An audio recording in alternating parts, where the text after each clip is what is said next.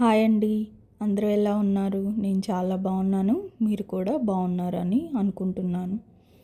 ఈరోజు చికెన్ బిర్యానీ చాలా టేస్టీగా ఎలా చేసుకోవాలో ఈజీ ప్రాసెస్లో చూద్దాం. ముందుగా చికెన్ బిర్యానీ కోసం పెద్దవి చికెన్ పీసెస్ తీసుకొని అందులోకి ఉప్పు, కారం, పసుపు, గరం మసాలా వేసుకొని బాగా కలుపుకోవాలి.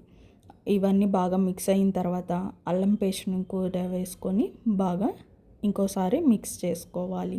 ఆ తర్వాత పెరుగు వేసుకొని ఇంకోసారి మిక్స్ చేసుకోవాలన్నమాట. ఇంకా లాస్ట్లో పుదీనా, కొత్తిమీర అండ్ కొంచెం నెయ్యి వేసుకొని బాగా కలుపుకొని ఒక 1 అవర్ వరకు ఫ్రిడ్జ్లో పెట్టేసుకోవాలి.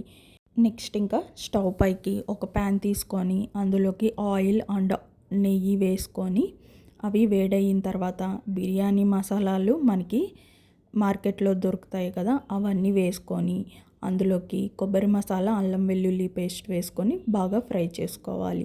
ఇవి ఫ్రై అయిన తర్వాత ఆనియన్స్, పచ్చిమిరపకాయలు, టమాటాలు వేసుకొని బాగా ఫ్రై చేసుకోవాలి. ఇవన్నీ బాగా ఫ్రై అయిన తర్వాత మనం ముందుగా మ్యారినేట్ చేసుకున్న చికెన్ పీసెస్ని కూడా వేసుకొని ఇంకొంచెం పుదీనా, కొత్తిమీర వేసుకొని 1 నిమిషం వరకు బాగా కలుపుకోవాలి. ఆ తర్వాత మూత పెట్టుకొని మంచిగా ఉడికించుకోవాలి.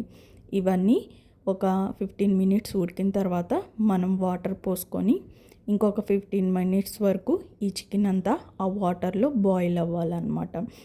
వాటర్ బాగా బాయిల్ అయిన తర్వాత బియ్యం వేసుకొని మనం ఇంకొక 15 మినిట్స్ వరకు బిర్యానీ రైస్ని ఉడికించుకోవాలి.